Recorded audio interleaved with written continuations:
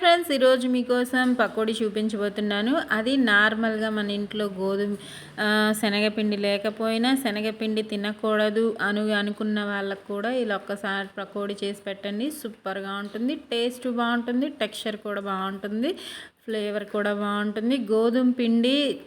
Millet గోధుమ పిండితో చేశాను. మీరు మా వారు రాగులు కూడా వేసి గోధుమ పిండి పట్టించారు, అందుకే కలర్ ఇలా ఉంది. మీరు నార్మల్ గోధుమ పిండితో అయినా ట్రై చేయండి. ఉల్లిపాయలు పెద్దవి 2 పొడవుగా ఇలా ఓపెన్ అయ్యేలాగా కట్ చేసుకోండి. ఇదిగోండి చూపిస్తున్న విధంగా కట్ చేసి పెట్టుకోండి.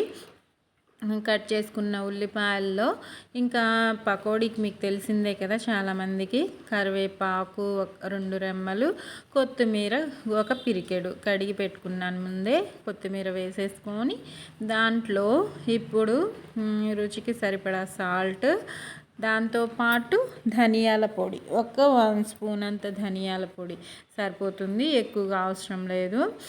వాము 1 చిటికెడు, 1/2 స్పూన్ అంత వేసేసుకొని చక్కగా మిక్స్ అయ్యేలాగా ఒక్కసారి కలిపేసుకుందాము.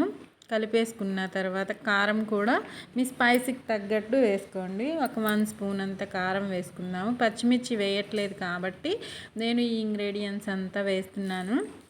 పచ్చిమిర్చి వేసుకుంటే కారం కాస్త తగ్గించుకోండి.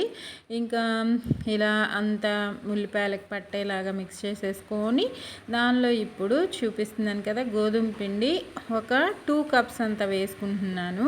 2 కప్స్ గోధుమ పిండికి 2 ఉల్లిపాయలు సరిపోతాయి. చక్కగా ఇలా మిక్స్ చేసేసుకొని మనము పకోడీ పొడిగా రావాలంటే ఎప్పుడైనా సరే వాటర్ జల్లినట్టు కలుపుకోవాలి.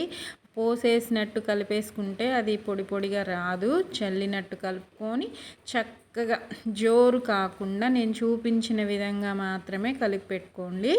ఇంకా జారుగా కలిపేసుకుంటే పకోడీ టెక్స్చరు మెత్తటి పకోడీ అయిపోతుంది, మనకి క్రిస్పీగా రాదనమాట. ఇలా కలిపి పక్కన పెట్టేసుకొని ఆయిల్ హీట్కి పెట్టేసుకున్నాను ముందే, లో ఫ్లేమ్లో పెట్టుకొని. హీట్ అయిపోయింది ఆయిల్ అయితే. ఇంకా పకోడీని వేసేసుకుందాము. విడివిడిగా వచ్చేలాగా ఆనియన్స్ని ఓపెన్ చేసుకుంటూ పిండిని ఇలా వేసుకుంటే పకోడీ క్రిస్పీగా చాలా బాగుంటుంది. ఆనియన్ పకోడీ ఎలా ఉంటుందో సేమ్ అలానే ఉంటుంది, టేస్ట్ చాలా బాగుంటుంది. ట్రై చేయండి ఫ్రెండ్స్. మీరు ఇంకా శనగపిండితో తినాలన్న వాళ్ళకి ఇలా చేసుకుంటే దాని మీద కాస్త తగ్గుతుంది. ఏ పిండి టేస్ట్ ఆ పిండే, కాకపోతే శనగపిండి తినలేము అనుకున్న వాళ్ళకి ఇదొక మంచి రెమెడీ అన్నమాట. ట్రై చేయండి, బాగుంటుంది. నేను చెప్పడం కాదు, మీరు చూసి చేశాక కామెంట్స్లో పెట్టండి ఎలా ఉందో. ఇంకా ఏ పకోడీ అయినా గోల్డెన్ బ్రౌన్ కలర్ రావాల్సిందే కదా.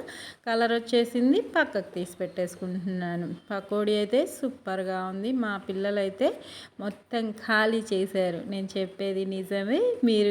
మీరు ట్రై చేయండి, మీరు కూడా ఖాళీ చేసేస్తారు. ఇంకా మిగిలిన పిండిని కూడా మొత్తం ఇలానే వేసేసుకొని ఇంకా పకోడీని రెడీ చేసేసుకోండి. చక్కగా 2 వైపులా మీడియం ఫ్లేమ్లో ఫ్రై చేసుకోండి. ఇలా వస్తుంది మన పకోడీ, కరకరలాడుతూ సూపర్ యమ్మీగా ఉంటుంది. ట్రై చేయండి. నా వీడియో నచ్చితే లైక్ చేయండి, మీ ఫ్రెండ్స్ అండ్ ఫ్యామిలీ మెంబర్స్కి షేర్ చేయండి. సపోర్ట్ చేస్తూ సబ్స్క్రైబ్ చేయండి ఫ్రెండ్స్. చూడండి పకోడీ ఎంత బాగుందో, టేస్ట్ కూడా అంతే బాగుంది. ట్రై చేయండి, నచ్చితే లైక్ చేయండి. ప్రాసెస్ ఈజీగానే ఉంటుంది, చేసుకొని తినండి, ఎంజాయ్ చేయండి.